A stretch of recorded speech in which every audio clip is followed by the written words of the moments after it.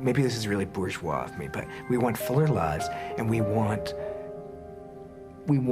to know the meanings of the things that drive our lives. We want to redeem the garbage in our life. That seems to me, it's why I look at art. And the thing I feel when I look at Warhol is maximum redemption of lost material. He puts meaning back where there is deadness. It's not that he reproduces a banalized, commodified experience, but that he puts something back into it. Color, sequence, gravity, iconic stature, gold. He puts all sorts of things back into it. He puts repetition and pleasure of repetition, the pleasure of making one thing and then another and not discarding either one of them. He puts that back into human experience. And art took that out a long time ago when it separated the artists from the non-artists. And there were some who got to make pretty things and others who could at best be pretty things or buy pretty things. And Andy said, oh no, you can actually make them. You can be a non-artist who is the world's greatest artist. And that's why he's controversial. He is a non-artist. He's not an artist in a funny way. And he's the greatest artist. And that's why he matters, I think, that he's sort of Oprah language. He's empowering, you know, do it yourself. I think it's a huge motto of his to seize the means of production. But isn't that what the proletariat's supposed to do? And isn't that what Andy did when he made films? Everything he did seemed to be about seizing the means of reproduction. And it's a power move. I love the generosity of Andy's work. And I look at it and I think that it's about playing God. It's about creating life. It's about that spark of trying to just, in the most economical means, to just get a little bit ahead of life itself. I think Andy was really about finding grace and about sharing acceptance. You know, the art in Andy's work is about sharing where we are. It's like, you know, giving us our parameters and giving us more. It's that increase of really the possibilities. And for that moment, you know, he's a great alchemist. At that moment, we are greater than we've ever been. So there's popping in out of cubism and collage, but it's because it's a master artist who sees this and understands it's the design that went into that in the manufacturing process is so exquisite, and it's just a pack of cigarettes. But if you really look at it, it's a master crafted art piece. In the 60s, the whole world became exposed like that. And that was the gist of what pop was in America here, that everything became art. Walking down the street, all of a sudden the fire hydrant is so beautiful, and you see it's connecting this with your life. And then when all the LSD stuff started going around, everybody got into the hallucinogen thing, you could see that the fire hydrant was alive. And it never goes away once you get it. You really got me going. Andy's ideas were brilliant, but not inexhaustible. Sooner or later, there's going to be a problem. You're going to fall into the classic trap of self-imitation. I'll do it like I did last time. And I think that he knew that. He understood that he had exhausted the vein that he discovered in pop art. That's why the film was so important for him, because it gave him a new place to take his visual and graphic genius. Stravinsky is said to have been asked once, what do you do when you run out of ideas? What do you do when you don't know what you're going to do next? And he answered, I wait as an insect waits, and then jumped. Andy waited and waited, and then something would happen, and he jumped. And enough was happening all the time, so that he had endless productivity. He was a demon worker, absolutely demon worker. One of the reasons he became an amphetamine addict was so he could stay up all night working, not all night partying, working. He was making movies nonstop, especially the Silver Factory. It was almost a 24-hour place. If Andy would go home, Undine and those people would still be there, shooting up speed, making movies. You know, it was a very open, free-floating kind of creativity going on. I mean, he was a lunatic in a way. He controlled a whole bunch of people, and the factory was an extraordinary place. There must have been 15 or 20 people there. And perhaps what drove Andy was really to be in that position, a voyeur, and to use these people for his art. I call myself Andy Warhol now.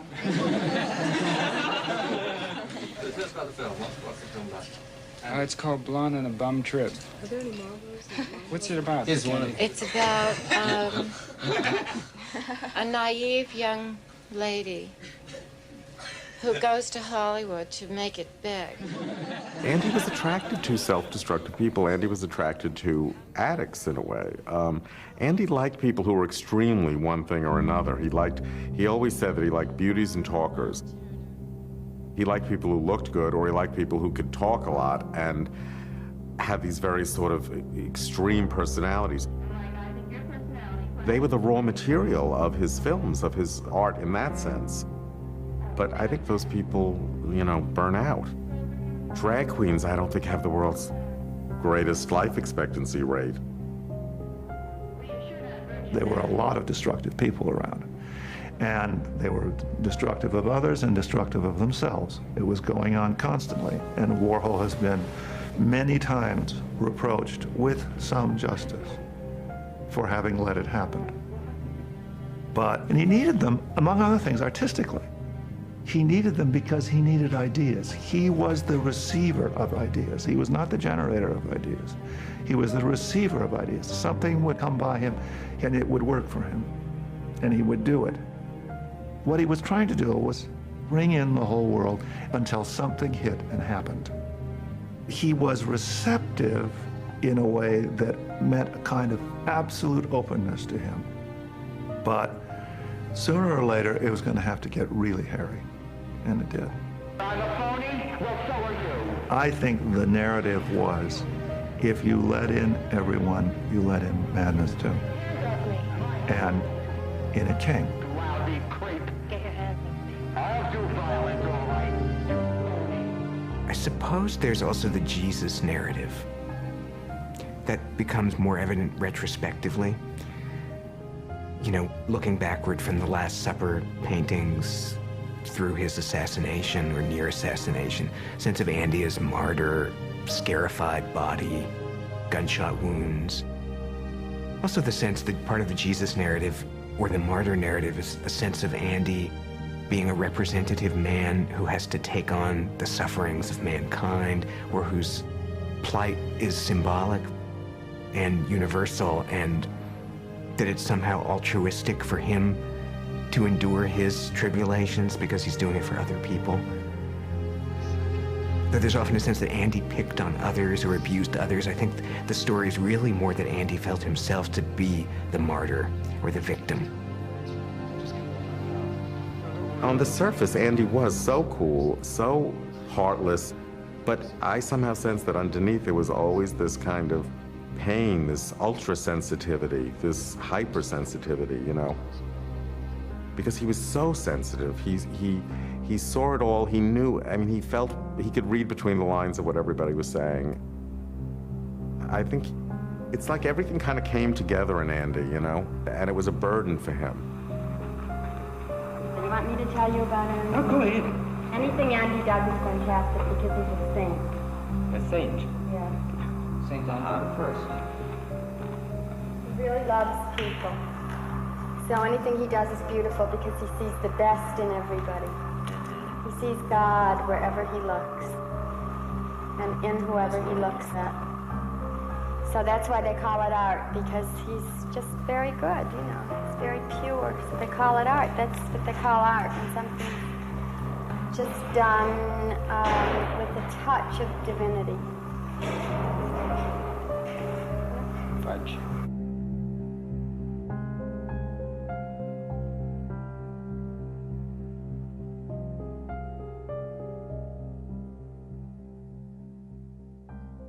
I think the first time was at an occasion in New York. An art professor I knew who happened to live very near Andy had invited me to dinner with a bunch of people.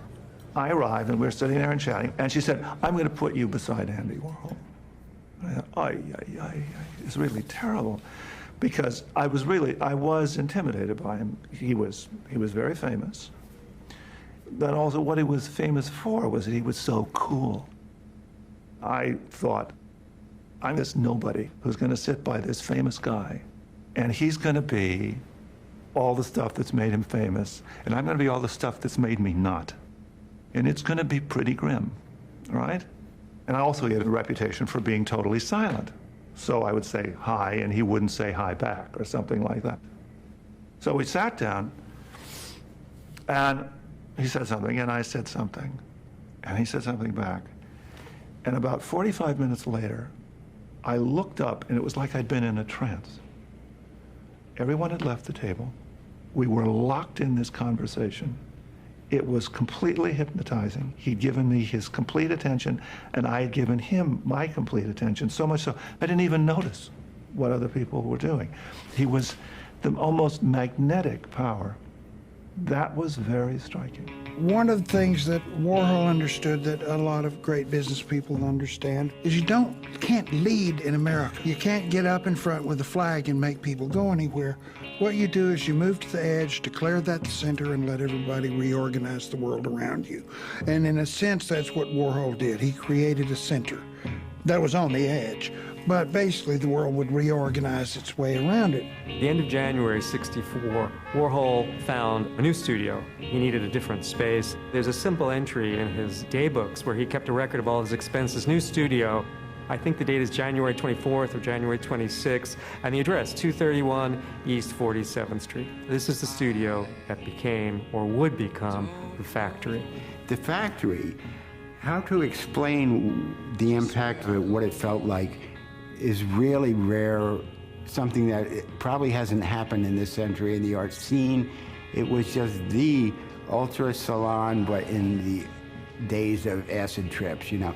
It was high-powered lightning bolts, Velvet Underground, Andy Warhol, superstars, all in like a 3-year period. It was a peak. Anyone who came to New York from Europe, the Stones had it, you gotta go to the factory, you know, or from California, Jim Morrison comes, you gotta go to the factory, you know, someone would bring you to the factory if you were famous in any way. It was just the burner was always on. The factory was a very porous social space. It's where Warhol worked, it's where he made his paintings, where he made his films, and it's also where he received people. It becomes the center, then, of his public life. And his public life includes his work life. And that's, I think, one of the great changes that's taking place right now is how Warhol totally gets the idea of sociability and art. That they're not exclusive operations, and how the social and the personal and the interpersonal permeate his art, as indeed I think they always have, because I think his art was always about feelings, how people feel, how people respond, and how they respond to one another. The films certainly bring this into the foreground, bring this into high relief. And at the very beginning, he invites a young man named Billy Linick, who became known as Billy Name, to decorate the space, make it silver. Somebody brought Andy over to this haircutting salon type thing that I was doing. And he was so taken by my apartment, he said, "Oh, Billy, I just got this big new loft space uptown.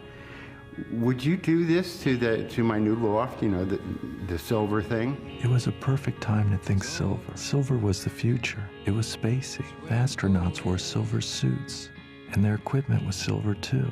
And silver was also the past, the silver screen. Hollywood actresses photographed on silver sets, and maybe more than anything else, silver was narcissism. Mirrors were backed with silver. Andy Warhol. In January 1964, armed with an industrial staple gun, rolls of aluminum foil, and dozens of cans of silver spray paint, Billy Linick got to work, devoting most of the next 4 months to transforming the dark and dingy industrial space, using his skills as a lighting technician to rewire the lighting system. Within a few weeks, the shy and quietly reliable Linick had taken up unofficial residence in the new space. For the next 5 years, he would serve as the factory's unofficial manager, custodian, and gatekeeper, sleeping at night in a makeshift nest in one of the 2 small bathrooms in back, while each day hosting a steady stream of flamboyant downtown friends, most of whom shared his love of grand opera, wildly excessive gesture, and methamphetamine or speed. I am always accused of bringing the criminal underground drug culture into the factory scene. And it's true, I did. Because Andy was sort of shy and careful about who he knew, but because I was competent, He trusted me implicitly to be able to control whatever situation I allowed to happen. And so I brought this element up to the factory with me. And Undine was probably the prime exponent of it because he was flamboyant and outgoing and I was very shy and behind the scenes type guy. But all of those extremes were these people that I knew from the village who were the mole people or the amphetamine people, and they were all brilliant. Prominent among the factory hangers-on were a charismatic, non-stop verbal pyrotechnician named Robert Olivo, who called himself Undine, after the female lead in an experimental French play, a talented, desperately self-destructive dancer named Freddie Herco, and Bridget Berlin, the often abusively hot-tempered daughter of the chairman of the Hearst publishing empire. Over the next 5 years, thanks to Warhol's steadily increasing fame, the factory would gather in a cast of extreme characters from downtown, including a roster of drug addicts and drag queens, like Candy Darling, Rotten Rita, and Holly Woodlawn, a transvestite hustler who liked to describe herself as a disgrace to the world's oldest profession. The thing that I thought was most interesting about it is that the dominant people in the scene were all of these working class drag, you got Undine, you got Candy and these people, and yeah, they're drag queens, but they're also like working class dudes from Queens and Brooklyn, The interesting thing, I think, if you look at that crowd in the factory, very few products of American middle class culture. You got the top, you got the bottom. You got the drag queens, you got the flower children from, Harvard and Stanford. And so that tonality of it was like really strange. I don't really feel all these people are hanging around me, Warhol once remarked. I'm more hanging around them. He had a great eye for talent. One of his many talents was spotting people. He would spot people that were interesting and powerful. And once he made a decision about them, you were in.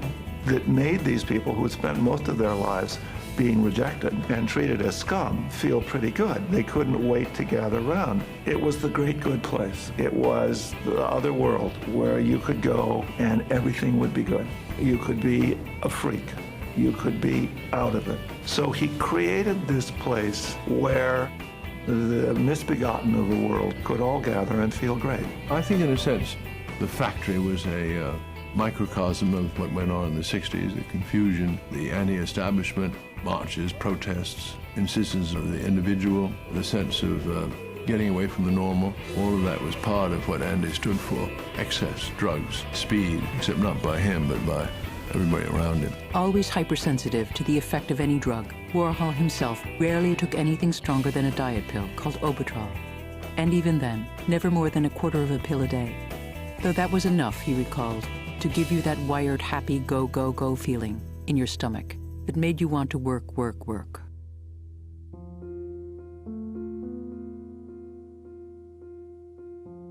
I think that was really the period in his life where he just decided to redo himself utterly, and he became a whole different person. There were a lot of people in his life who he knew before that didn't fit into that world very well. I certainly didn't, and didn't want to. He was so different that it was as though he couldn't be his old self anymore. Carl Willers.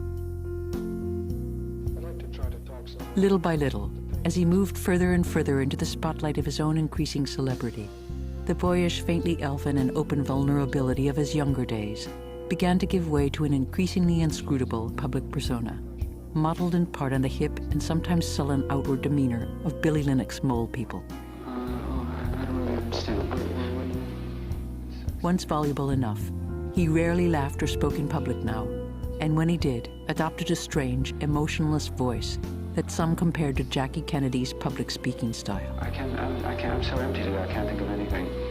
Why don't you just tell me the words and they'll just come out of my mouth? No, don't worry about it, because no, I think it'd be so nice. At the same time, his studied insistence on his own shallowness now reached a new extreme. If you want to know all about Andy Warhol, he insisted, just look at the surface of my paintings and my films, and there I am. There's nothing behind it. See, he was two different people. If you want to get really simplistic, there was the public persona and then there was a private persona.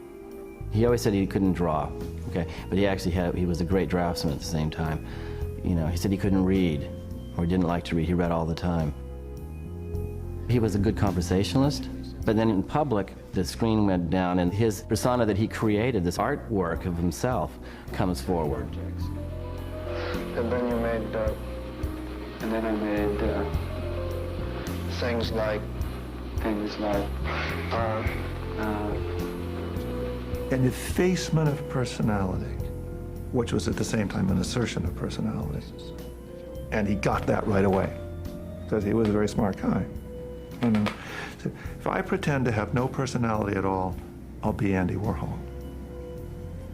And that's more powerful. What you mustn't do is try to have a personality, put on an act, because I don't know how to put on an act. So put on no act. Just let it all fade away. And that worked for him. And it was a very interesting insight into the nature of the personality in a world of personalities and celebrities. Nothing that had come before in Warhol's career could have prepared the world for the astonishing burst of creative energy that began to explode from the factory almost as soon as he took occupancy in the waning days of January 1964. From the start, the sheer size of the new space, nearly 5,000 square feet in all, made it possible to contemplate entirely new kinds of projects, vaster in number and vaster in scale. And within days of moving in, he and his assistant Gerard Malanga were hard at work handcrafting 400 wooden sculptures, made to look as much as possible like ordinary grocery boxes.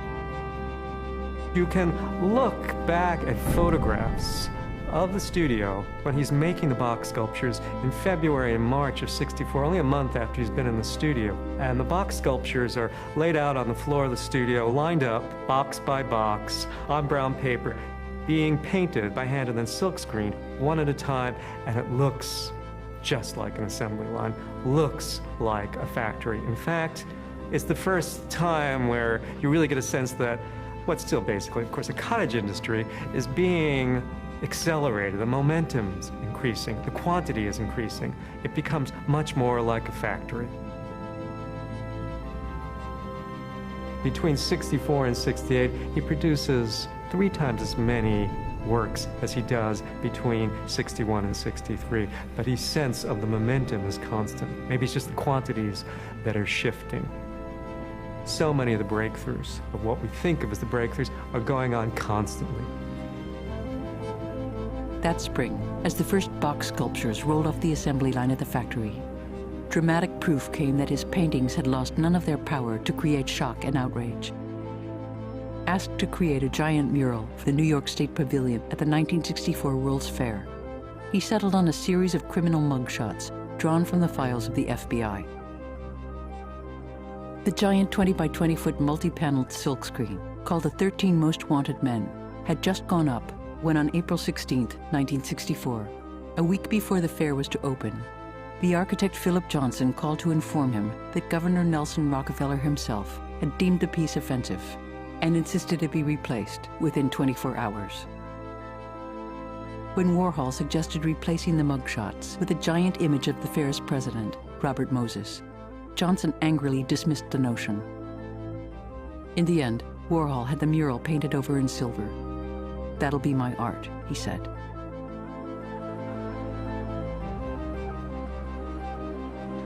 Six days later, on April 21, 1964, Warhol's grocery boxes went on display for the first time.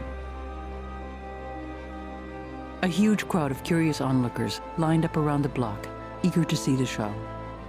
You could barely get in, Robert Indiana recalled. It was like going through a maze.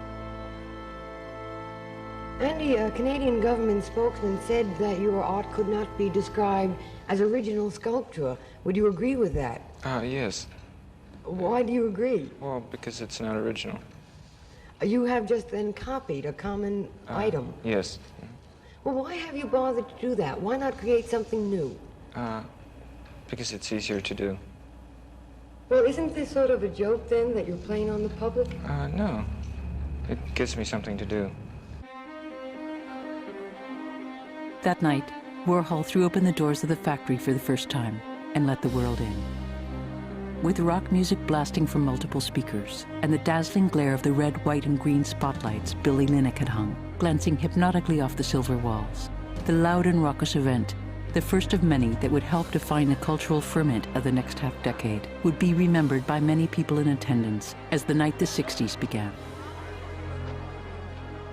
That's probably the first of the famous all tomorrow's parties at the factory. It really launches the factory as a different kind of space. Again, quintessentially 60s.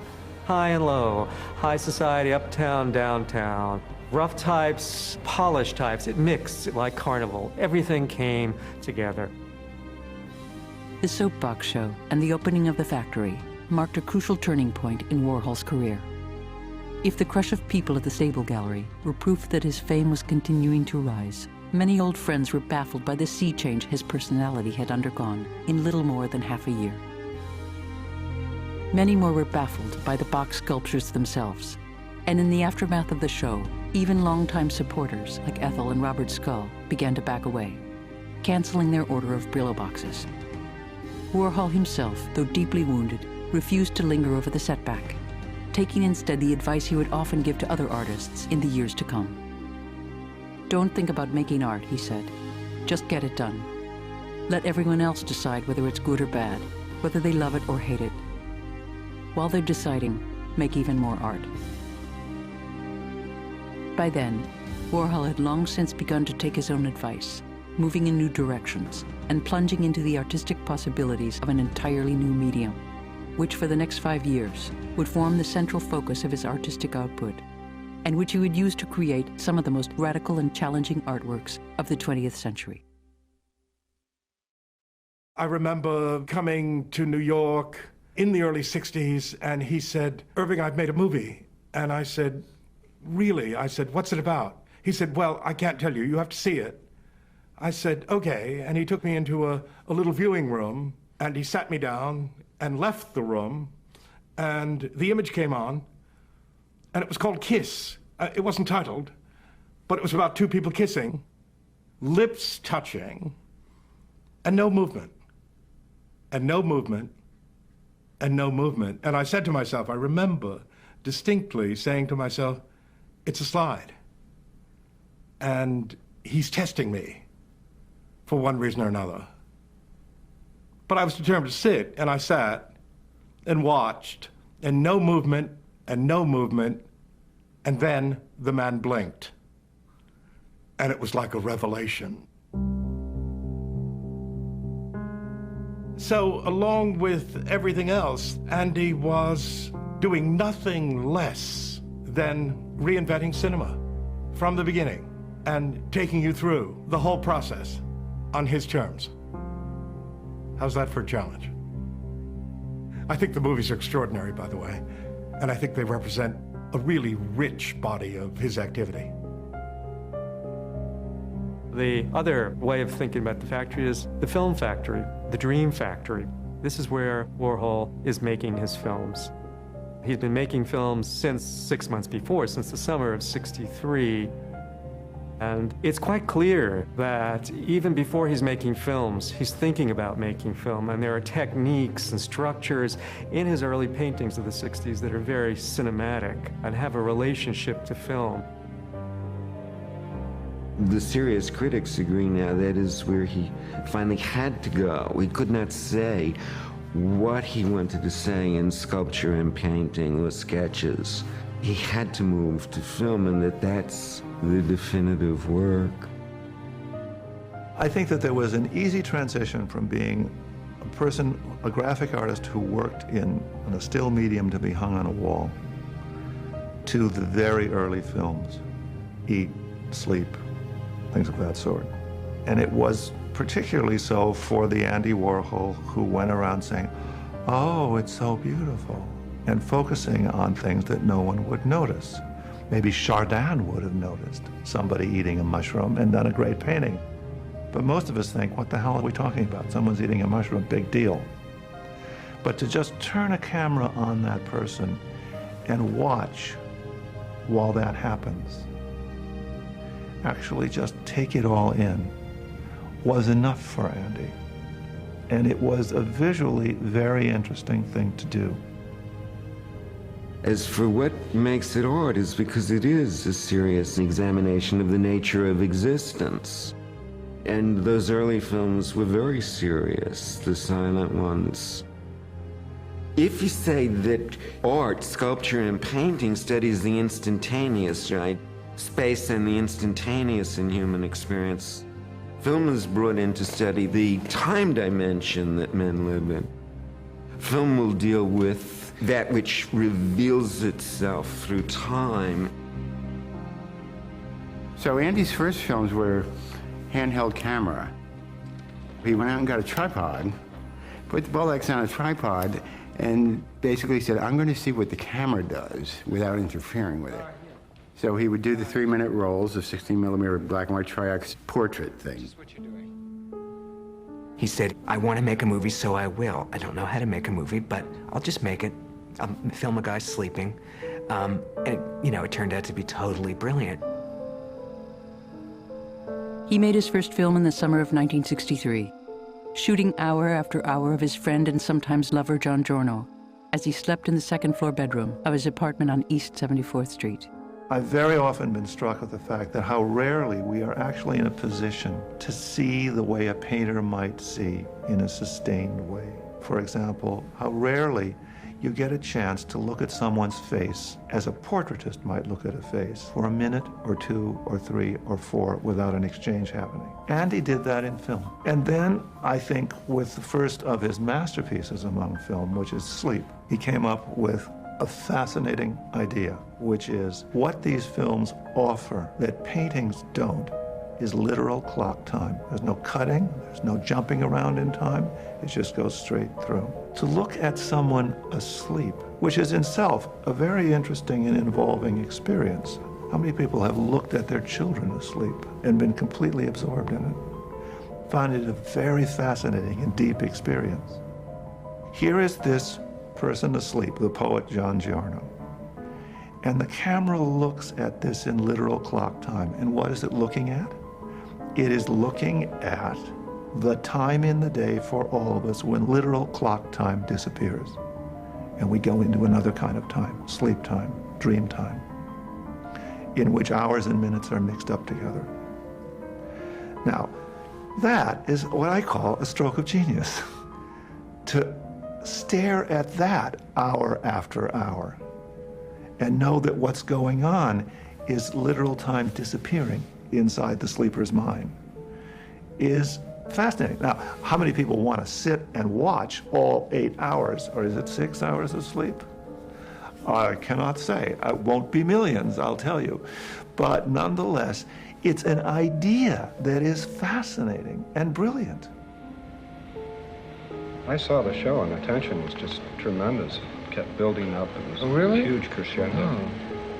People couldn't be still. Was the screen nice? And I mean, is the movie house nice? The movie house was nice. It was a large screen. The image was very large, about 12, 20 feet high. Really? Oh. And at one point, about 45 minutes after it began, some guy ran down from the audience, ran up to the screen, up the stage, and the ear was showing then. Yeah. And like yelled in the ear, "Wake up!"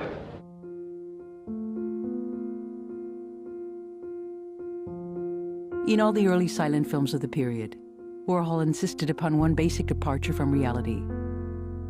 Shot at the standard sound speed of 24 frames per second, the films were always projected at the slower silent speed of 16 frames per second. That minimal transformation, the filmmaker Jonas Mekas observed, was the mark of Warhol's genius. The one little choice that shifts the whole to a totally new angle, celebrating existence by slowing down our perceptions. What stayed with me, I think, is a sense that gradually developed as I looked at his movies and at his paintings of a different relation to time. It's hard to explain, and it sounds abstract, but it's a physical experience that I have in front of Warhol's work. It's an experience of time altering. And I began to intuit that this was Warhol's experience of the world that he was reproducing in his artwork and allowing us to have access to. But he was fascinated by anything in this world. You know, as he said himself, just the way the light is caught in a person's eyes and slightly moves. So he was able to watch for many, many hours nearly still objects. When he decides to do the Empire State Building had just prior to that been lit up for the first time. And, you know, in some ways, he saw the Empire State Building as a star. So right away, he's able to take this building, which is iconic. I mean, it's fantastic, right? It's lit up. He places it dead center in his screen. And then what does he do? He does the opposite of what you would think good movie making is about. He places this stationary camera and walks away. I mean, then there's the famous strobe cuts, the end of the reel and making that bright light. He makes it all visible. So instead of hiding those things, he uses those things, he makes them part of the art. And so in that sense, I think it's consistent with all the other work. He really reduces it to its basic elemental levels: time, subject matter, film, light. And in the process of reducing it, he opens something up completely different. So he launched a series of living portraits. They're mistakenly called screen tests. They're not screen tests because no one is being tested for any movie. They are living portraits, and they're 3 minutes each of the person. And there's over 400 of them, perhaps 472, something like that, of these 3-minute breathing living portraits, I call them. Anyone who came to the factory could have their screen test to be in the films. And it was just 3 minutes sitting in front of the camera where Andy would load the film in, focus it, set the frame, turn it on, and walk away. And you were sitting there, it was up to you what you did. Usually people just sat still for like 3 minutes. The screen tests, Gerard Malanga recalled, were studies in subtle sadism. The camera was located relentlessly 15 feet away. The recorded results were often brutal. I looked like a refugee from the Menninger Clinic, the actress Sally Kirkland said after seeing herself on screen. You sit staring at the camera, and after a while, your face starts to disintegrate. I think they're riveting. You know, Empire, Sleep, screen tests. The early ones that Gerard Malanga, I think, calls stillies rather than movies, because they're usually of still imagery or haircut, barely moving things. They're riveting because, first of all, they have a lot of nude flesh in them, or a lot of sexual implications, so that they were incredibly tantalizing. You know, like one, which is, I think, his greatest film in many ways. You're looking for, I think it's 35 minutes, maybe it's 40, at this guy's face, and something is going on. You as viewer are both part of what's going on and not part of it. You know, it's like being God in a way. You're getting to spy on someone alone in his room. And there's just unparalleled voyeuristic delight getting to stare at somebody. There's also a kind of archival joy of, oh my God, here's 35 minutes of real 1963 time that's unnarrated, unmediated by the opinions of the moment. It's just naked time that I'm getting to look at. So that first phase was like a brilliant set of consideration on the nature of literal time for the graphic eye, culminating in Sleep, in my opinion. Then he reached the point where he started looking around saying, what am I going to do next? And he thought, well, here are all these people that are around me. Obviously, they should be in the movies. I should make them part of the movies. So there's a transitional film, or what I regard as a transitional film, called Haircut. And Haircut consists of simply a person set down on a chair, on a sheet put around there, and then they do a haircut. And it lasts the duration of the film. The haircut one is very powerful because it's an examination of power, right? Power and submission. So it's really an essay on really sexual dominance and sexual submission. You realize when it's over that you've learned an awful lot about how people submit and how people dominate, the power of the person with the scissors. And always that mysterious and never-ending source of ideas. The third person just sitting and looking at the camera.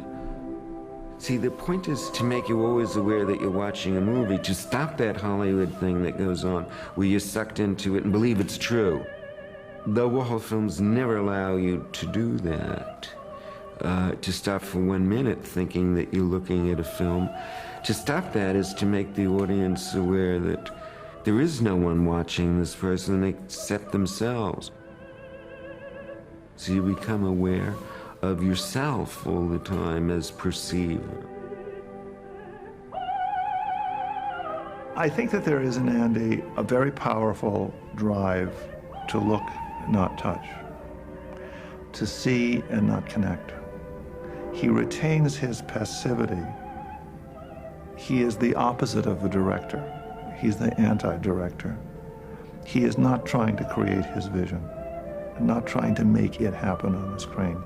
He's trying to let it happen on the screen. And that involves him withdrawing from actual direction altogether into a pure visuality, or purer visuality, the kind of a look but don't touch distance, which is also very near, which for most people doesn't happen very often.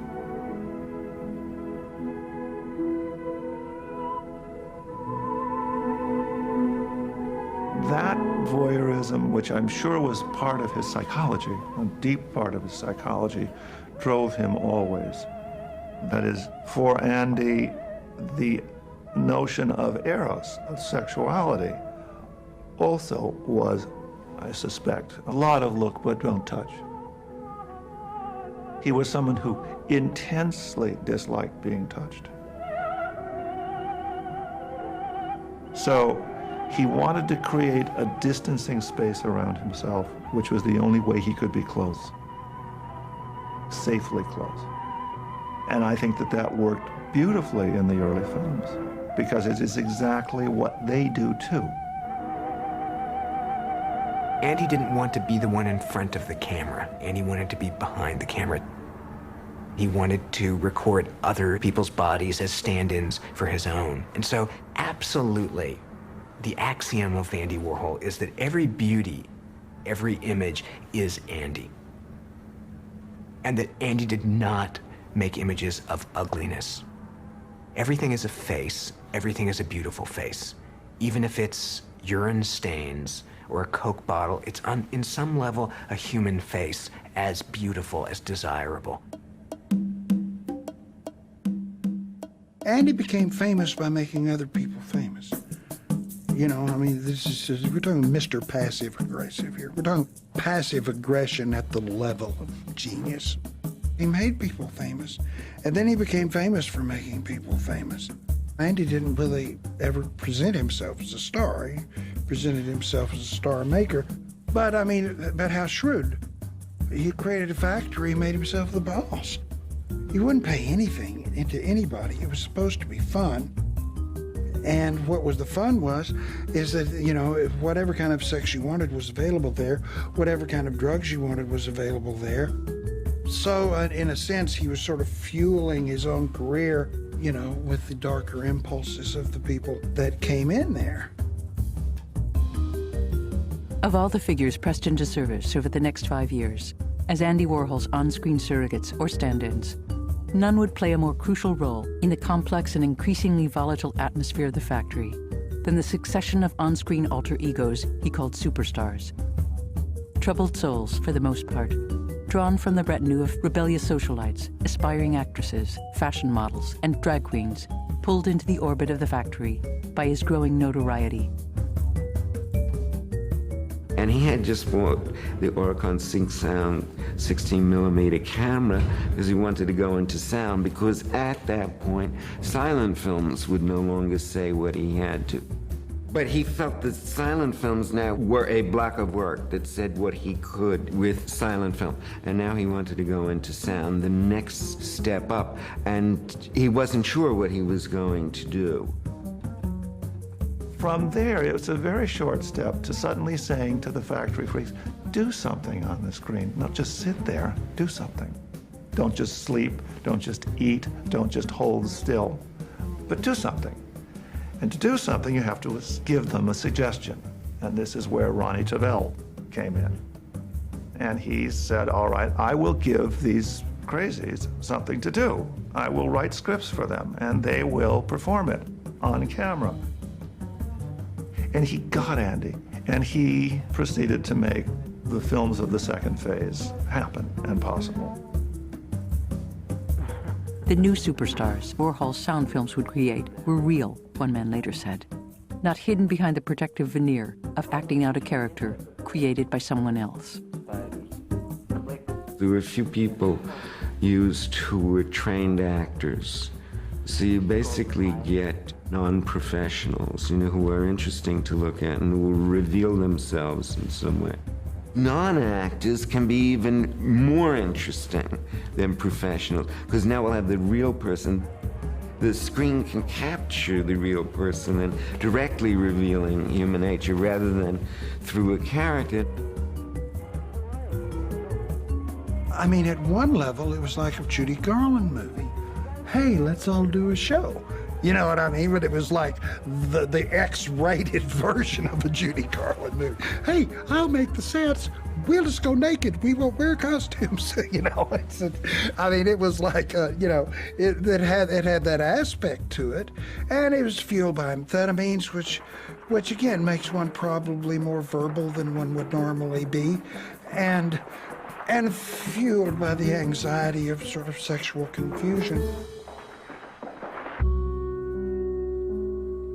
I think that the people who gathered around Andy in the factory looked at him and said, here is this scared, shy, poor, miserable, talented, interesting guy who's made himself one of the most famous people in the world. And he is going to do the same for me. We'll all be redeemed. I am not the miserable, scared loser that I felt like most of my life. I'm actually gonna be a star. I'm going to have it happen because this guy has figured out how to make it happen for people like me. He's figured out how to do it. He has the magic touch. The people I love were the ones like Freddie Herco, the leftovers of show business, turned down at auditions all over town. They couldn't do something more than once, but their once was better than anyone else's. They had star quality, but no star ego. They didn't know how to push themselves. They were too gifted to lead regular lives, but they were also too unsure of themselves to ever become real professionals. By the summer of 1964, Warhol had become an orchestra conductor of extreme possibilities, Jonas Mekas declared, and the impresario of 20 or so sad, frustrated, unfulfilled, outcast, egocentric underground stars on the brink of waiting to be used.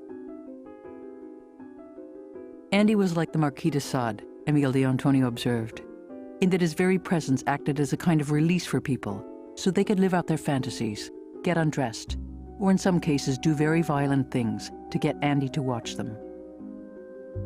He was able to bring that out in a lot of people, doing weird things in his early films who wouldn't have done what they were doing for money or D.W. Griffiths or anybody else. And Andy is making them the center of things, and there's a kind of social inversion that's going on. But somehow out of that, Andy was able to generate a lot of product. I mean, the appeal of it was so shrewd. You know, you've got all these nice, cute, face-lifted society ladies in there, and all of these drag queens, and all of these hustlers, and musicians, and it was so attractive. And whenever anybody came to town, they'd always have to go there. You know, and he created this kind of Grand Central Station. You know, it's kind of dystopian Grand Central Station. A lot of people died, you know, and a lot of people had their hearts broken forever and ever. And, I mean, you know, you cannot construe it as being nice, but it was really a rough democracy, you know.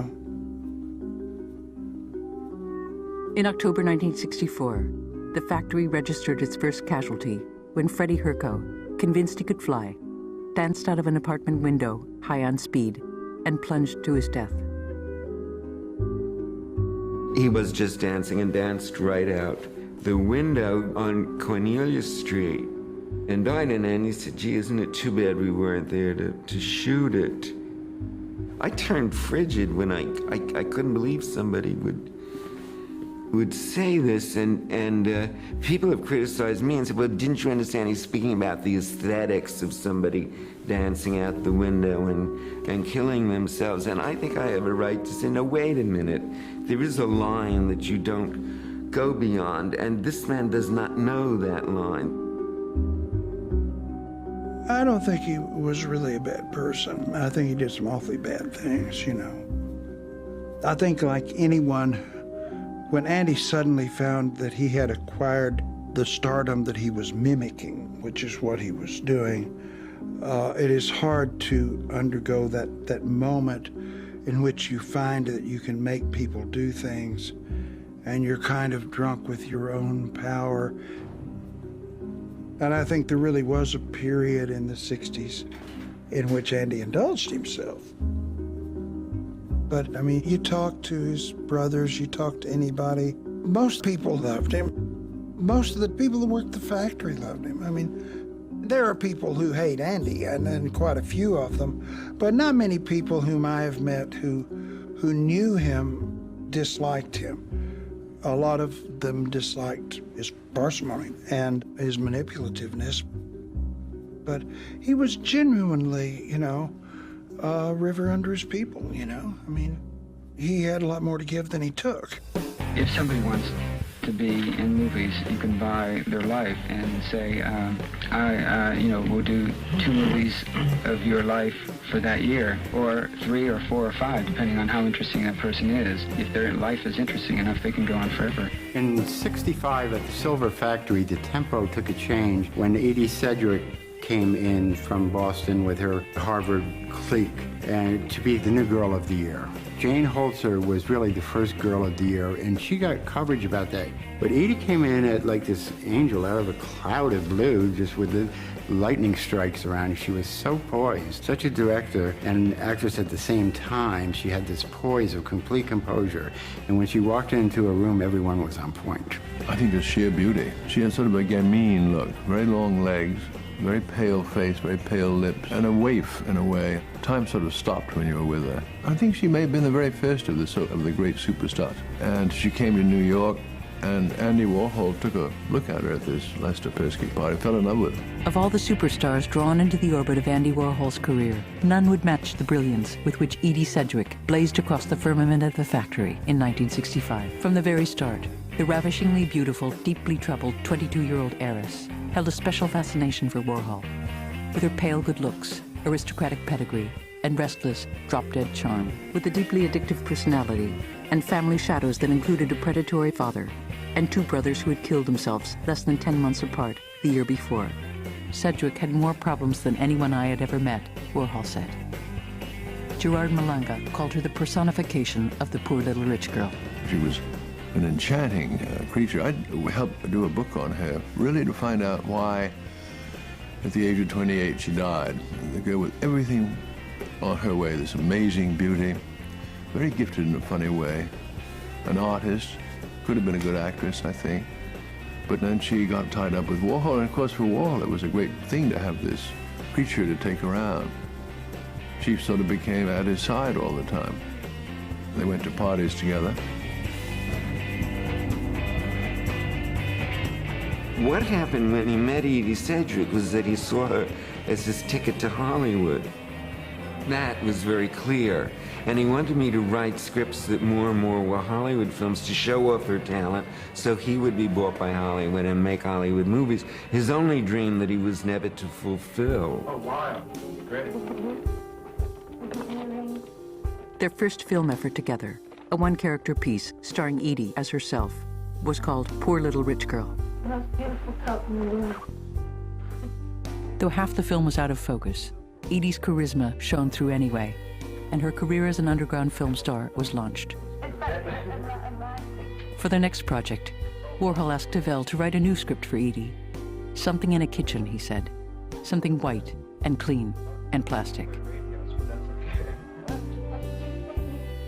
The result was Kitchen. In the film, Edie and her mostly male co-stars drift around the pristine kitchen of a studio apartment, chattering all but inaudibly, thanks to the poor quality of the sound. It ends when one of her co-stars, for no apparent reason, strangles her on the kitchen table, while the rest of the party look on. In what would prove to be in many ways her best film, Beauty Number 2, Cedric could be seen sprawling nearly naked on a bed with a handsome young man, while from the darkness off camera, an unseen man lays siege to her with a series of increasingly personal and hostile questions. What do you mean? Say that again. What do you keep asking me what I mean for? You know damn well what I mean. I don't know what you mean. What do you mean? Why would I say, what do you mean, if I knew what you mean? And it was electric. And the extraordinary thing about the film was that there was the third actor, this sort of voyeur figure, very much in a way like Andy, you know, the voyeur watching these two beautiful people on this bed, this boy and this girl. And she was very much drawn by him, but also drawn by these terrifying questions being put to her by the man in the foreground, Chuck Wine, his name was. And they were very personal questions. How does that sound, Edie? I'll wake you up tomorrow. We'll find another doctor. You can read. I've got Beauty Number 2, in many ways, was the high point of Edie Sedgwick's career. By the time it premiered on July 17, 1965, to glowing reviews that certified her status as the queen of underground film in New York, her relationship with Warhol had already begun to sour. She often talked about trying to get close to Andy, a mutual friend reported, but she never could get close to him on an emotional level. Money, too, became an issue. Though the films seldom made a profit and had to be subsidized by the sale of Warhol's paintings, Edie grew increasingly resentful of his refusal to pay her for her work. Egged on by her friends, including Bob Dylan's right-hand man, Bobby Newworth, with whom she would soon start a passionate affair. It was the beginning of a bitter tug-of-war between the Warhol and Dylan camps, which was still going on the day Dylan himself sat for 2 tense screen tests at the factory 6 months later. By then, Edie herself had started the long spiral down into darkness and drug abuse that would end with her death 5 years later. By the time I came along, she had come back from Woodstock, a heroin addict, and there wasn't much you could do with her. And I think Andy knew that too, and that it was the beginning of the end. Many dreams were dying for him, that he'd keep trying with her, but he knew she wasn't going to take him to Hollywood. And in fact, every day she was heavier and heavier into drugs, so she couldn't, aside from not making Lawrence work, couldn't remember anything anymore. When Edie Sedgwick started going into the outer darkness, Andy Warhol did not try and bring her back. Or if he did, it was a pretty ineffective gesture. So that's a factor that one must weigh along with the greatness and the brilliance and the talent and all the rest. His, I have to say it, his responsibility to these people who came into his world. Edie Sedgwick, because she came from a socially prominent family, ended up not dying in the streets exactly, but dying terribly at the age of 28. 28. That's just the beginning of life for most people. She looked like this bedraggled, wretched has-been at the age of 28. It was horrifying. It was sickening what happened. It was sickening what happened to a large number of people who were wrapped up in that dream. Even as the chaos of the factory intensified, Warhol's creative energies continued to soar upward. In the fall of 1965, he announced he was leaving painting behind entirely to focus on a new series of projects involving music, dance, performance art, and film, and a rock and roll group he had recently been introduced to called the Velvet Underground. On October 4th, to mark his farewell to painting, he released the first in a series of helium-filled silver balloons from the roof of the factory and watched them float away into the ether above Midtown Manhattan. Oh, it's beautiful. It really is. Oh, it's infinite because it goes in with the sky. Oh, it is fantastic.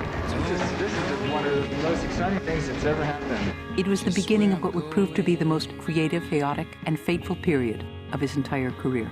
we went from Edie Sedgwick to multimedia happenings, Exploding Plastic Inevitable. We had just hooked up with the Velvet Underground, and Andy was starting to promote them and sponsor them, and we had this great idea of doing a multimedia show. Instead of just simple films, we would have the Velvet Underground performing on stage. We will have, before that, shot the film of the Velvet Underground and Nico, which we did at the factory. And while they're performing on stage at the Cinematheque, we'll project the film on them and the background and have multiple films going. And then we progressed to more where we started using strobe light explosions, and then Paul brought in the plop, plop, plop doodle projection thing, you know, the scrambled eggs or whatever it was. And we eventually ended up at the Dom with the Exploding Plastic Inevitable. On Friday, April 8, 1966, Warhol's multimedia happening, The Exploding Plastic Inevitable, opened at the Dom, a one-time Polish community center on St. Mark's Place. By 8 p.m., a crowd of nearly 1,000 had gathered in the garishly lit main ballroom. On stage, as strobe lights flashed blindingly, Lou Reed and John Cale of the Velvet Underground blasted away at top volume, while Nico stood in front, a strange Norse goddess, singing in her ethereal voice. Gerard Malenga, studded in leather armbands, lifted dumbbells and cracked a long whip, and using a ballpoint pen, pretended to inject himself with heroin. Ondine and Bridget Polk, meanwhile, moved through the crowd, giving friends and acquaintances real injections of amphetamines through their clothes. Above it all was Warhol himself, standing on the balcony, projecting silent films on a whitewashed wall behind the band, using light filters and slide projectors to throw ever-shifting colors and shapes on the walls of the hall's interior. The filmmaker Jonas Mekas saw a kind of mystical impresario, or sorcerer, structuring with temperaments, egos, and personalities, who maneuvered it all into sound, image, and light symphonies of tremendous emotional and mental pitch, somewhere in the shadow, totally unnoticeable, but following every second and every detail of it. We all knew something revolutionary was happening, Warhol himself declared. We just felt it. Things couldn't look this strange and new without some barrier being broken. What he succeeded in doing most of all, and probably the hardest thing to do, is to encapsulate a moment. And he did that. When you think of the 60s, when you think of how varied that time was, and when you think of, say, for example, this country prior to that time, I mean, music was ding, ding, ding goes the trolley, as I recall. You know, I mean, everything changed. Everything changed. And Andy, absolutely in the center, watching it, recording it, adding whatever he was able to add, one insight after another, I think, to this day, remarkable.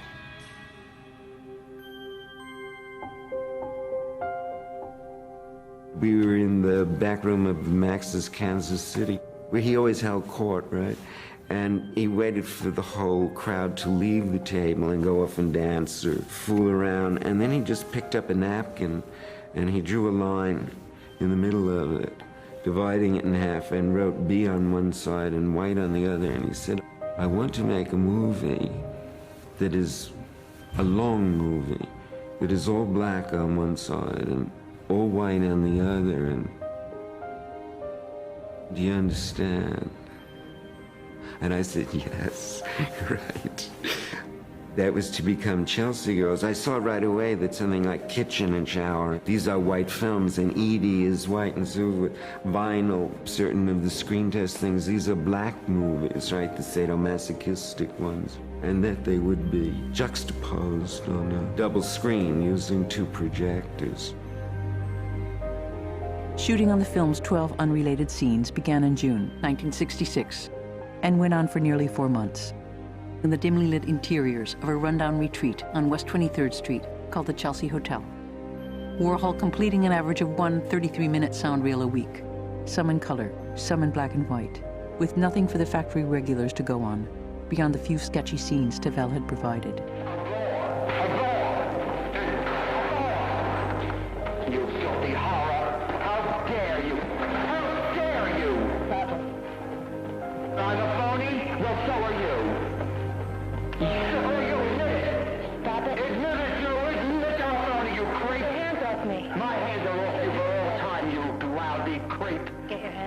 In the end, Warhol and Morrissey assembled the 12 most striking scenes they had shot into a single 6.5-hour-long sequence, then cut the running time in half, by projecting two reels at a time, side by side, one in color, the other in black and white.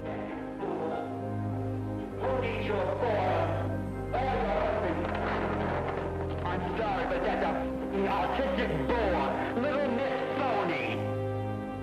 I hit you with my festered hand, you dumb bitch.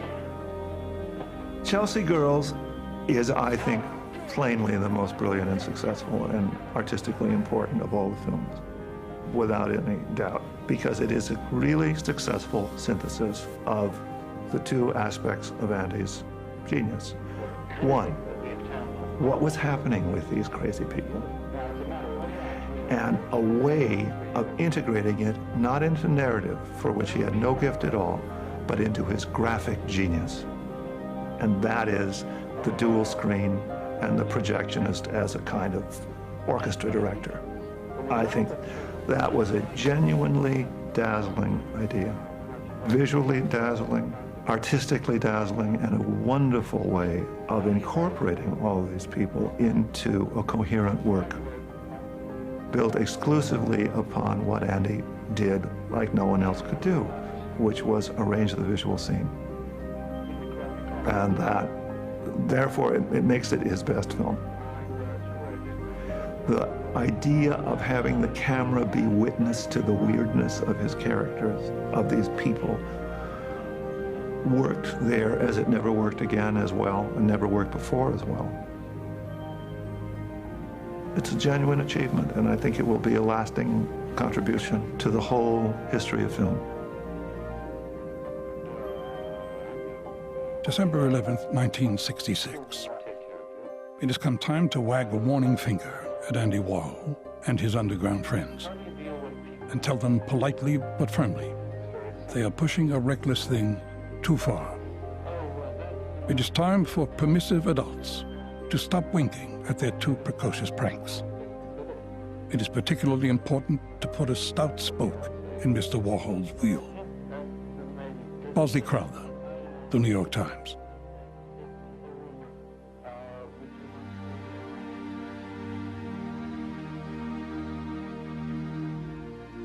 As 1967 began, Warhol began handing out a simple piece of advice to anyone who asked. Do everything, he said.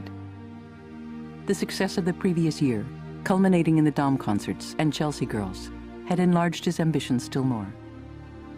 I felt so good about things, like we could do everything, he later recalled.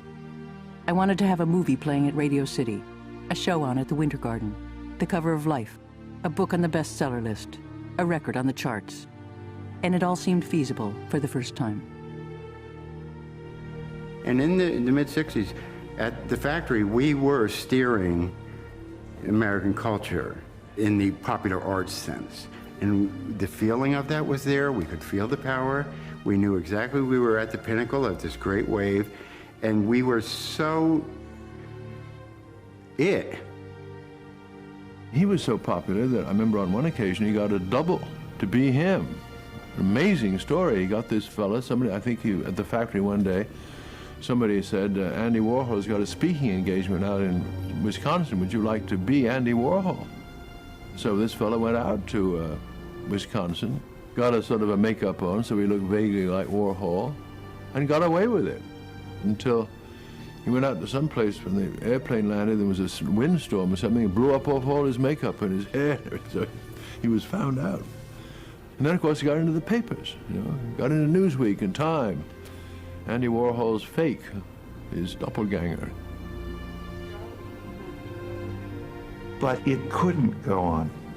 The dream of this great good place that will always be good, everything will be great.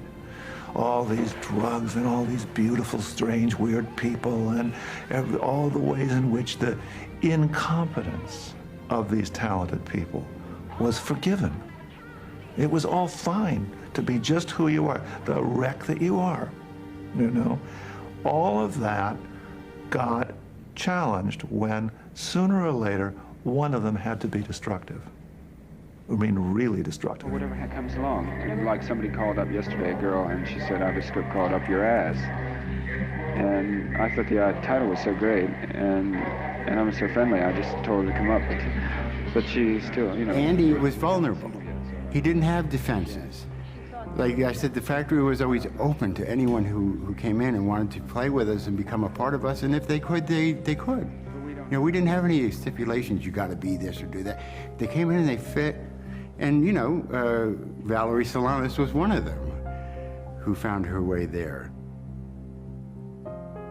As his reputation grew, an increasing number of strangers began showing up at the factory, along with an increasing number of unsolicited manuscripts. So many, in fact, that almost no one took notice one morning in early 1967, when a new play by an unknown writer turned up in the incoming pile of mail. An incendiary diatribe called Up Your Ass.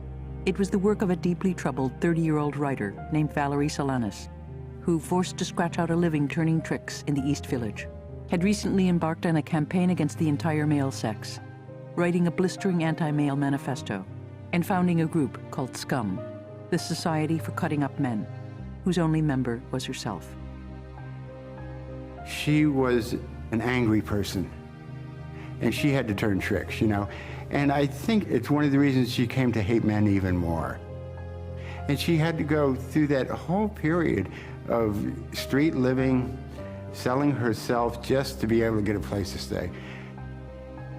At their first meeting, he told her that her work was so obscene, he had initially feared she was an undercover policeman, trying to entrap him. "Sure, I'm a cop," Solanas replied, pulling down the zipper of her pants. "Here's my badge." It was very simple. Valerie wanted to be a great writer, and she had written a play, an absolutely unproducible, insane play. And Andy read the play, or someone around him read the play, and either he or someone around him said, "Oh, this is good, Valerie. We'll do a movie of it sometime." And he kept promising her that, oh, I'll get it to the right people, or I'll make it into a movie. He hated to say no, Andy, and that sometimes got him in trouble because she was counting on him and her insanity to actually make this into a movie, and it was this ultra man-hating manifesto. And he just put it in a drawer, and I don't even know if he showed it to anybody. They were never going to do a movie of it. And at a certain point, Valerie figured it out, that it wasn't ever going to happen. And she was someone who could not handle that challenge to that fantasy. She simply couldn't live with it.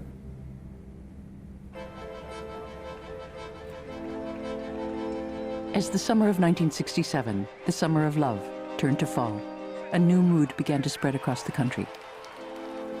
As the war in Vietnam dragged on, once peaceful protests began to give way to angry demonstrations and confrontations with the police.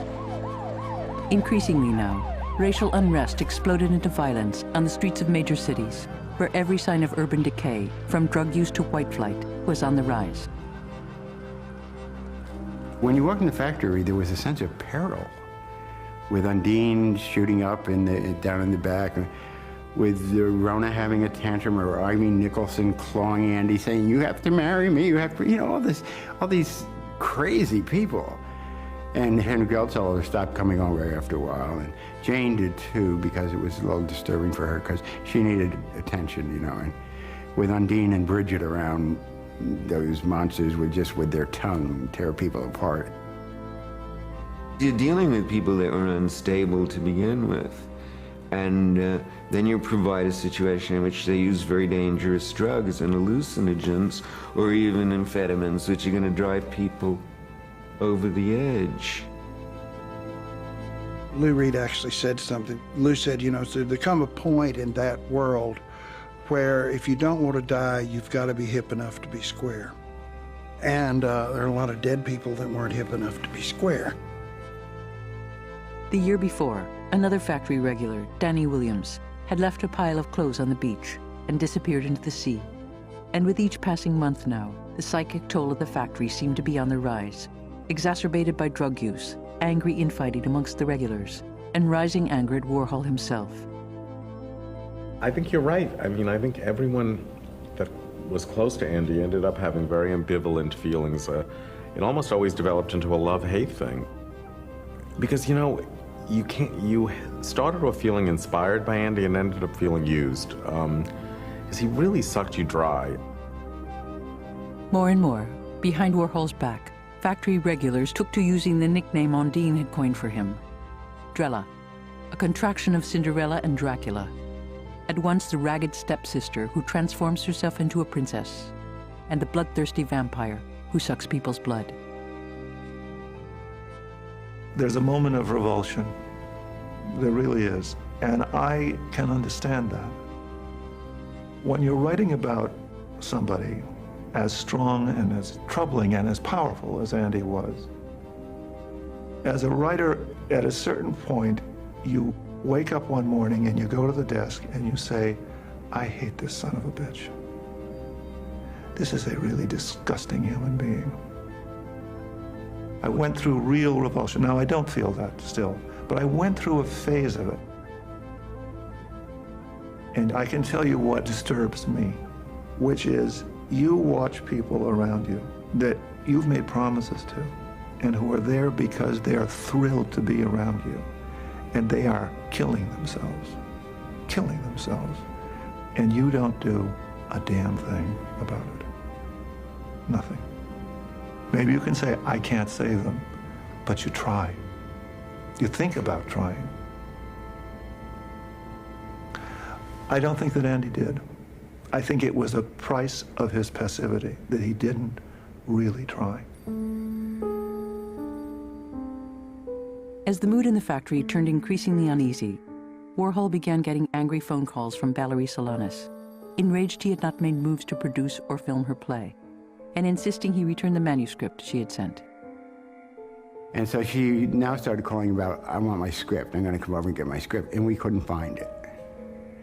So in her paranoid psychosis, anger thing, she decided that we actually tricked her into leaving the script, and we're saying we lost it until she forgot about it, and then we would use it for a film. You know, like we even cared about doing anything like that. When Warhol admitted misplacing the play, she demanded $25 to help pay her rent. He refused, then suggested she could earn the money by acting in one of his films, I, a Man, shot in August 1967, turning in what everyone agreed was an impressive performance. In October, she was evicted from the Chelsea Hotel for failure to pay back rent and took to the streets. Increasingly adrift now, she became obsessed with the idea that Warhol was conspiring with her publisher, Maurice Gerodius, to steal and exploit her work. When Andy or someone around Andy said to someone like Valerie, who had felt miserable about being Valerie Solanas her whole life long, we're going to make your play. It's going to be a movie. She thought she had been told, again, we're going to make you a star. The light had shone on her. She was going to heaven too. And when she figured out that it was a lie, she cracked. It was unbearable for her. By early 1968, as the end of its lease approached, the disintegration of the silver factory was growing obvious. Increasingly now, Billy Name, who had carefully maintained the place for years, let the tinfoil peel off the walls. When the search began for a new space, Paul Morrissey chose the location himself, ignoring Billy's advice to rent a large, flexible open space, much like the original factory, settling instead on a series of offices on the 6th floor of 33 Union Square West. In early February 1968, the contents of the factory were moved to the new space, a brightly lighted suite with white walls and oakwood floors. No one was sure exactly what the future would hold, but it was obvious that the old factory, the legendary silver factory of the 1960s, was gone forever.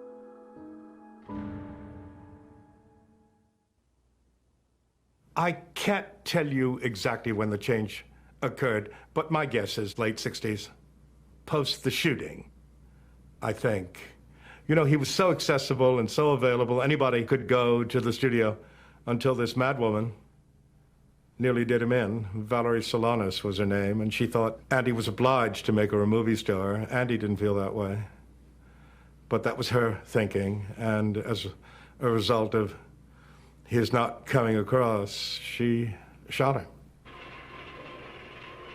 I think that there was a way in which he had courted this problem in all his work from the depths of his being, and it came home. I don't think that it was possible for him ever really to say, I didn't do this. I think that he understood that. because he was a very smart guy, that in some ways he had let Valerie into his life. And by being Andy Warhol, he created for her a disappointment that she could not live with, literally could not live with. She had to do something. It was kill or be killed. On the morning of June 3rd, 1968, Valerie Solanas resolved to put an end to the tormenting feelings that had been raging inside her for months.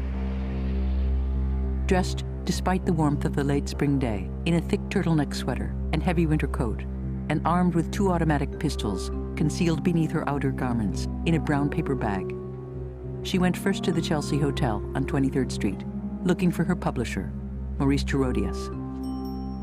Gerodius wasn't there, and after waiting in vain for nearly 3 hours, she headed east towards Union Square and the factory. This is one of the tacky things that happened to Andy.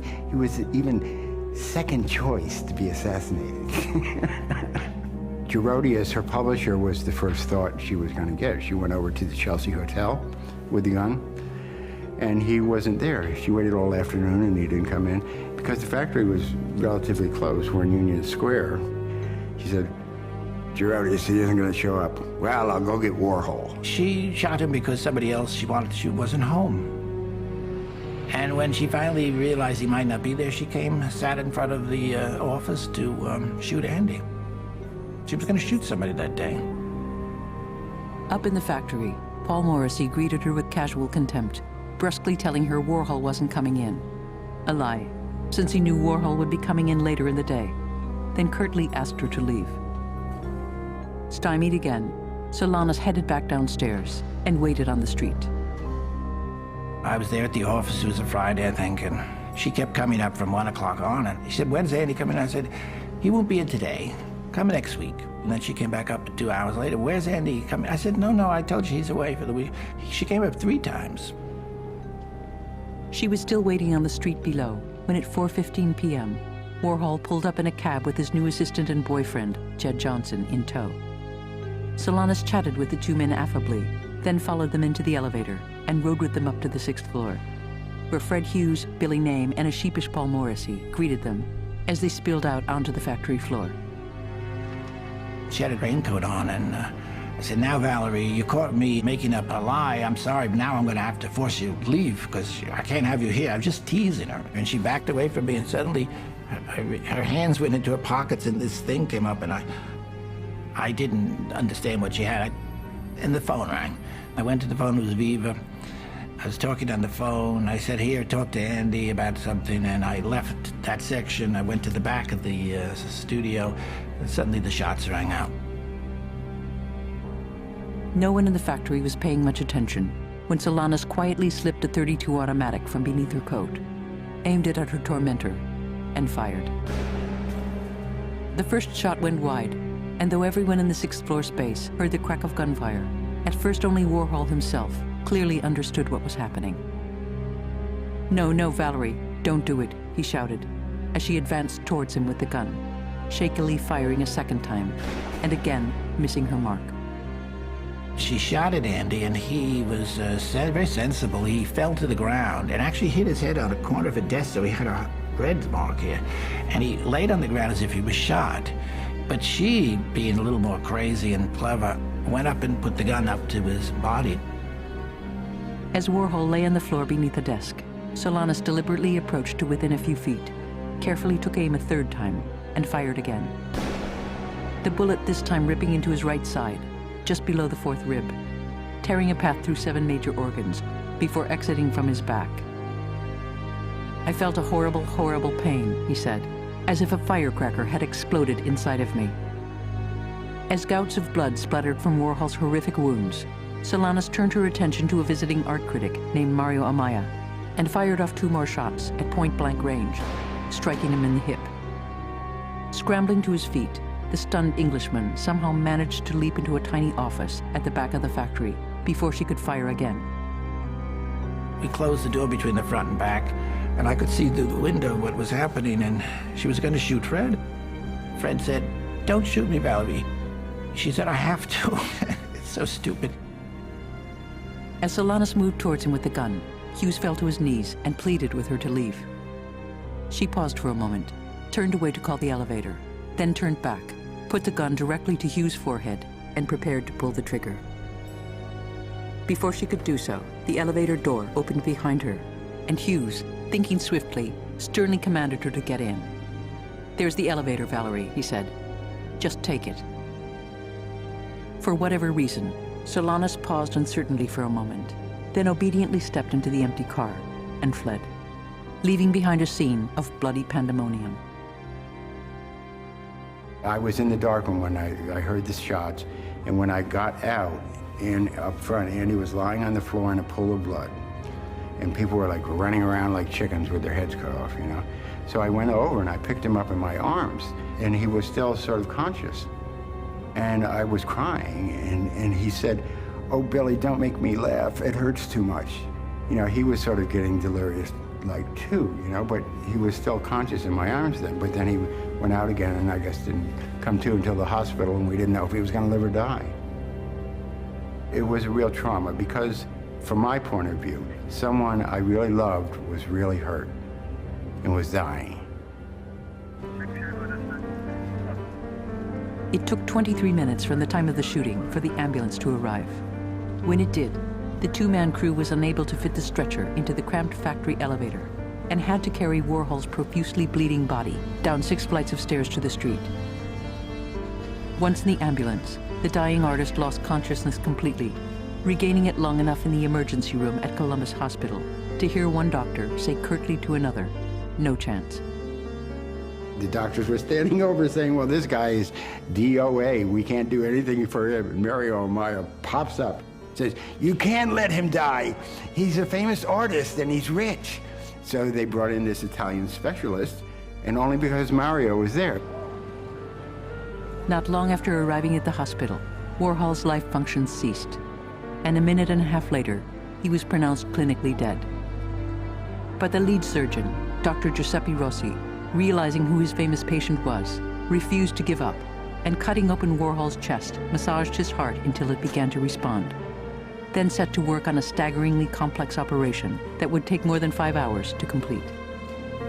And all of his vital organs were pierced except his heart, and he was operated on for 5 hours by 5 doctors. One lung, the spleen, liver, kidneys, you name it, large intestines, small intestines.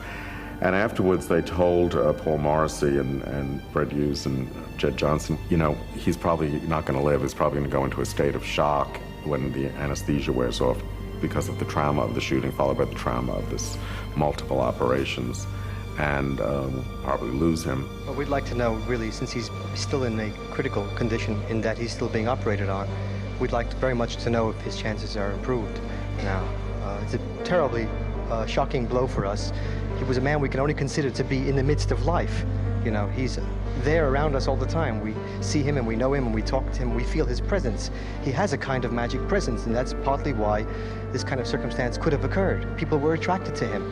He had a kind of magical presence about him, a kind of sweetness and light that emerged from his character in all its shyness. And he had this kind of glow about him, which made him tremendously appealing as a person. Around 4 in the morning, Julia Warhola arrived at the hospital, looking drawn and grief-stricken, then returned to the Lexington Avenue townhouse, where she spent long hours praying for her youngest son, imploring God to spare his life and let him marry Viva. You worked with Andy quite a lot. Did you know this girl? Yes, I met her once or twice. How would you describe her? Mixed up. How do you feel now? Not very well.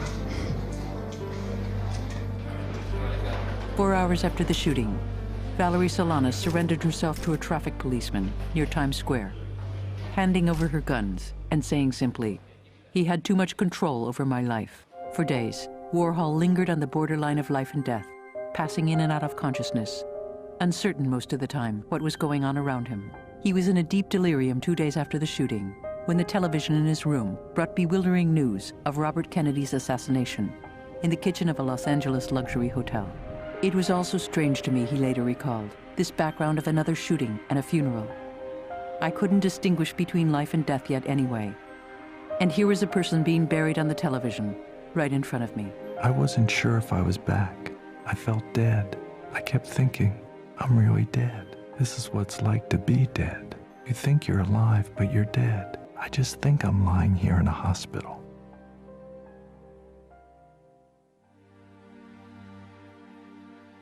Finally, on July 28, 1968, after nearly 2 months in the hospital, Warhol returned home, but even then remained housebound for weeks. In an eerie replay of his childhood, he spent hours sitting in bed, flipping through magazines, watching television, and talking on the phone. His scarred and shattered body, he told friends, looked like a Dior dress. But it's not that bad, he assured them. The scars look pretty in a funny way. It's just that they're a reminder that I'm still sick, and I don't know if I'll ever be well again. I came to see that the event in Andy's life, apart from his discovery of who he was as an artist, which was very powerful when he hit it, the event was Valerie Solanas' attempt to murder him. The narrative was the rise to success. At the peak of that success, the breaking into it of horror, of someone who was crazy enough to wish him dead. And then the rest of his life, in some ways, facing down what he'd met that day. He had been told that while on the surgical table, his life functions had stopped briefly, and then they had been revived. He believed that he had died, and he had a fantasy, a theory, a belief about himself, which was that, as it were, at that moment, God decided to give him a second chance. He had died, but he took it back. And there was a deal that he could keep going for a while longer, but the deal could be rescinded at any time. And I think that he spent the rest of his life in some ways dealing with that fact. On September 4th, Warhol appeared for the first time again in public at a party celebrating the completion of Midnight Cowboy, the John Schlesinger film that included in its climactic scene many regulars of the factory. Warhol spoke that evening with unusual candor to a reporter from the Village Voice. Before I was shot, I always believed I was watching TV instead of living life. Right when I was being shot, I knew I was watching television. Since I was shot, everything is such a dream to me. I don't know whether or not I'm really alive, whether I died. It's sad. Life is a dream. I wasn't afraid before. And having died once, I shouldn't feel fear. But I'm afraid. I don't understand why. I'm afraid of God alone, and I wasn't before.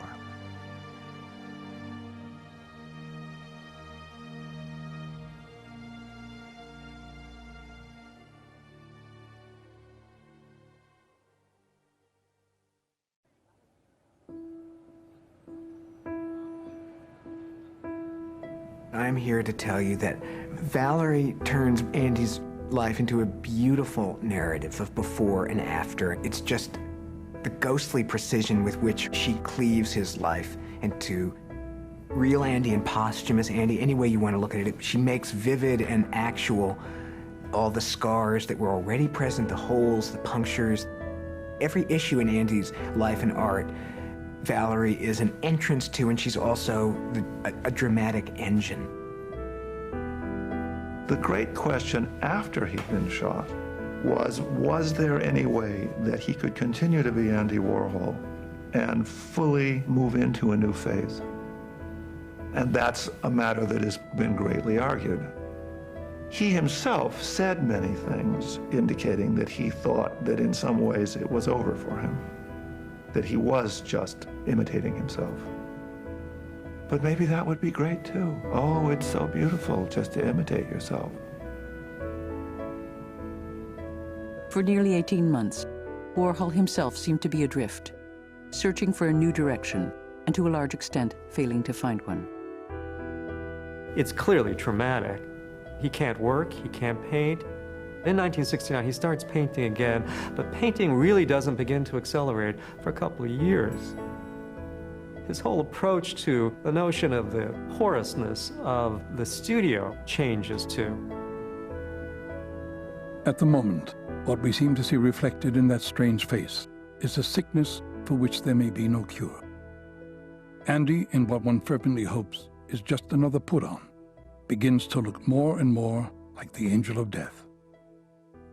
Calvin Tompkins.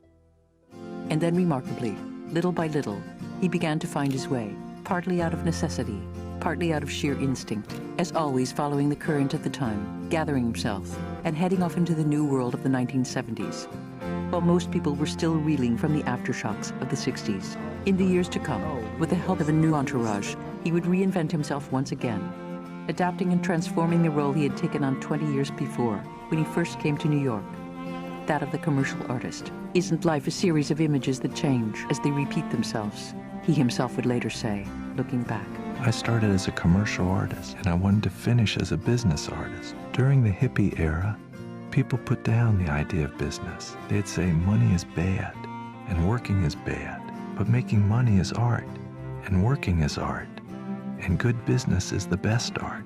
Really, Fred Hughes and Paul Morrissey together really turned Andy into a business. Fred turned the art business into a business, and Paul, made the movies into a business. And we were expected to keep fairly regular hours, not take drugs on the job. We saw this 60s factory as the enemy. They were the people we had to keep out, the drag queens and the speed freaks. Fred Hughes, Vincent Fremont, Pat Hackett, Jed Johnson, myself, Glenn O'Brien. We were kind of mostly from middle-class families. We had college education. And Andy would sometimes say, gee, you kids are so boring. I really miss those drag queens and speed freaks. They had so many more, they had ideas every minute. We'd say, well, if you want ideas every minute and you want to get shot again, fire us and bring them back. For all the artistic ferment, the experiments of the 60s had never yielded much income. All that began to change in 1970, when Fred Hughes began to put into place a long-term strategy for increasing revenues and putting Warhol's artistic career on a solid business footing. He began by dipping into the unsold inventory of Warhol's pop paintings, taking advantage of the dramatic upturn in price that had occurred in the aftermath of the shooting. As the value of his work surged upward, Hughes urged Warhol to return to painting, not only to exploit the increasing interest in his pop art work, but to create silk-screened portraits of wealthy patrons. In return for lavish commissions, Hughes would prove instrumental in securing. In the decade to come, Warhol's society portraits, often derided as artistic sellouts, would become the mainstay of the factory's rising financial fortunes and the centerpiece of an expanding business empire that would eventually push out in a dozen different directions. The idea of it, it's a perfect model for sort of late 90s business. Horizontal, perpetual diversification. Today we're making a movie, tomorrow we're making a record, then we're starting a magazine, then we're doing this.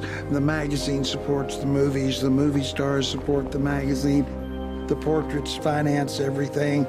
And so basically Andy institutionalized himself.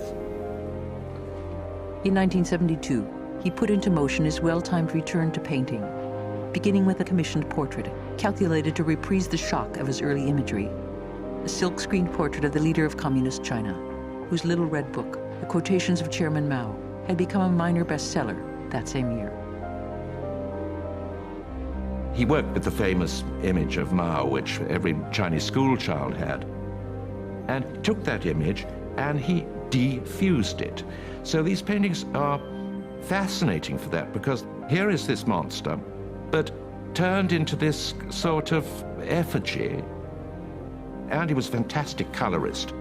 And I think the Maos are particularly good in that respect.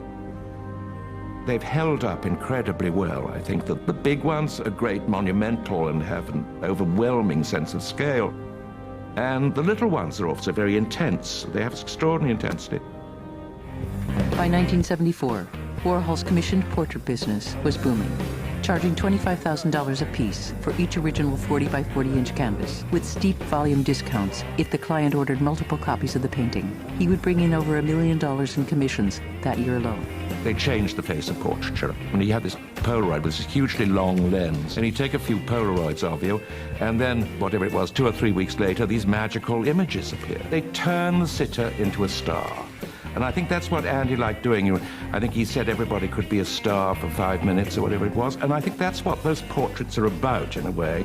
Andy probably did 1,000 portraits, and there was a scheme to that, too, in his head. Andy always insisted that every portrait be 40 by 40 inches. And he'd be perfectly okay when people said, you know, my living room is pink, and could you do some pink in my portrait?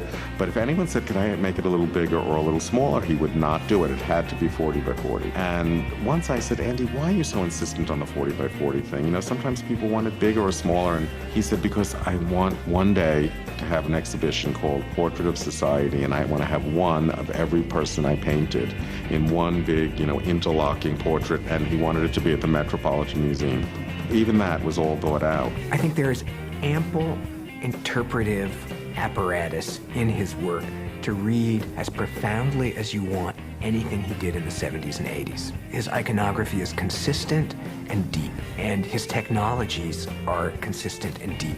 Tape recording, Polaroiding, capturing, cropping, silk screening, doctoring, repeating, all these techniques of time theft and capture remained the same. And so I think that Warhol needs to be taken as an artist of inclusiveness, multiplicity, maniacal productivity, and that the spectacle of all that and the interlocking meanings that are set into play by so much work juxtaposed with so much work makes him great, not an isolated body of work. And so that's behind my advocacy of the work of the 70s and the 80s. It's simply part of the vastly interesting spectrum of his various obsessive quests. I think of him as Charles Dickens, you know. Started writing when he was 19, wrote till he was 50-something, fell over dead, one after the other. You know, I mean, it's about working. And I don't think he ever thought about anything else. You know, I think he went to the factory during the blackout.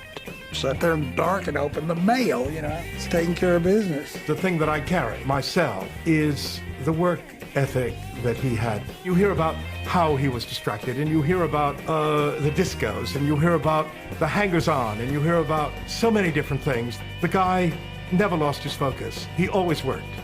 And sometimes it was less good than at other times, but the work was always there. And I think finally, really, really provocative. He always did such amazing work. He didn't, like so many artists, burn out. I mean, he went on. He was always trying out something new, and he was progressing and not standing still. I think The Last Suppers, that last series of work, can you imagine, right at the end? I mean, still with a kind of resonance, still with a topicality, still with an energy, you know. The Last Supper paintings, I think, are glorious, simply glorious, and stand up to virtually anything he ever did.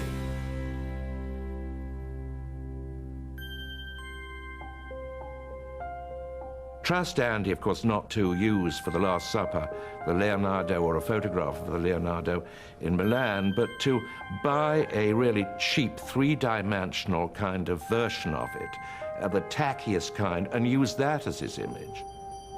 And I think he did it brilliantly. I think Andy must have felt some sense of doom, of foreboding, because it's so curious that this came just before he died. What did he die of? Andy went to New York Hospital for a gallbladder operation, which was necessary. Andy was in denial about the pain he was having from his gallbladder in the last days of his life because he did not want to go to a hospital. He always said, if I go to a hospital again, I'll die.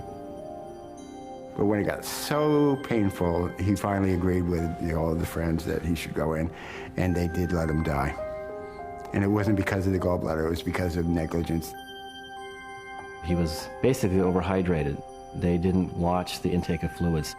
So he basically died because of too much fluid. He slowly drowned in the middle of the night. He didn't want to go in, and he knew he shouldn't go in, because they almost let him die last time, but this time they did let him die. At 6:31 a.m. on the morning of February 22nd, 1987, Andy Warhol was officially pronounced dead, a victim of negligence, medical accident, and administrative oversight. He was 58 years old. Dying is the most embarrassing thing that can ever happen to you, because someone's got to take care of all your details.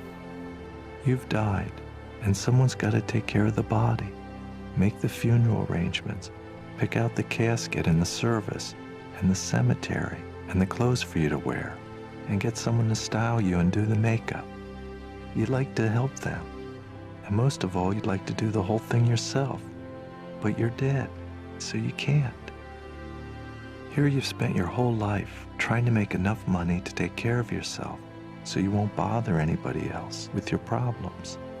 And then you wind up dumping the biggest problem ever in somebody else's lap. It's a shame.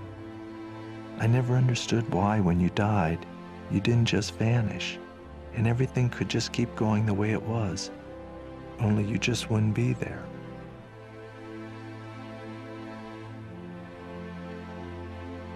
He came from a family that could hardly help him out with his education, you know, and he just made everything on his own. And what he accomplished, you know, by having his picture on a stamp, I guess he'd be surprised, you know.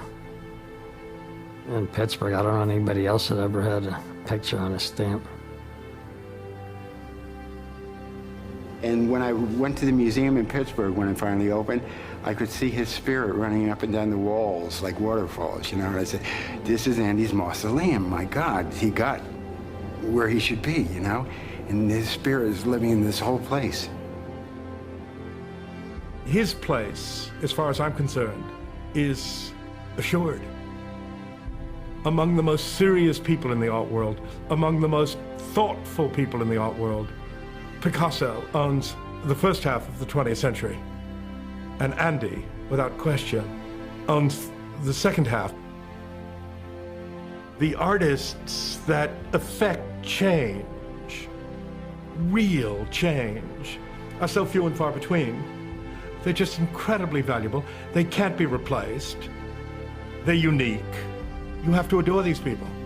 You have to adore them because they contribute so much to the culture, you know. They are the culture. But mind you, he was about breaking boundaries. Always, you know. I just celebrate the guy's genius.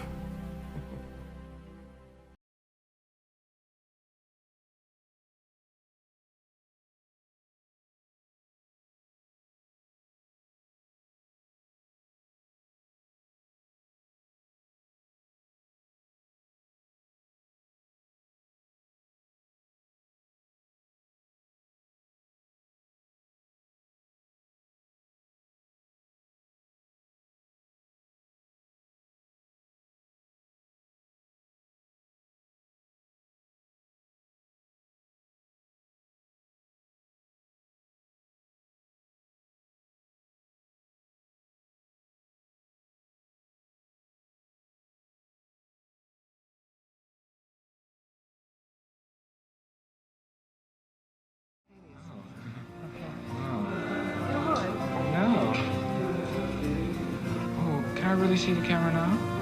Well, I mean, while it's watching Oh, you. yeah, it's just you her. watch it and it watches you.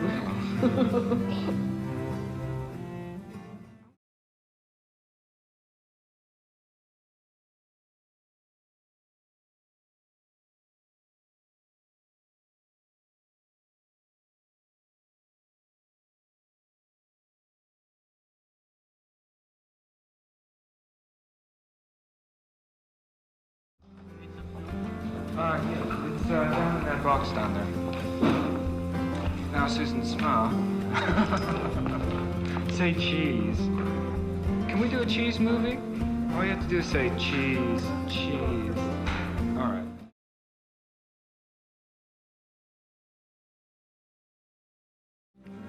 It just, you don't have to do anything. Just what you're doing. Yeah, you can move.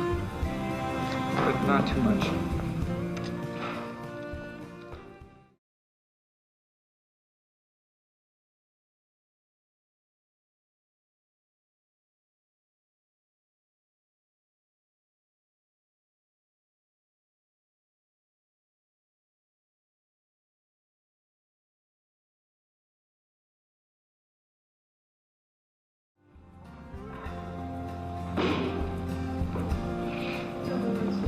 Yes, I'll tell you when it starts. Gee, okay, it starts.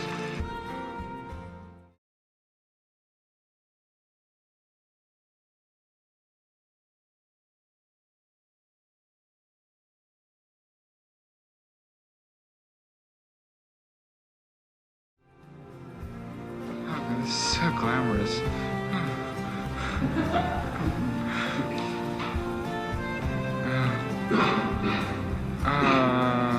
I forget who I'm calling.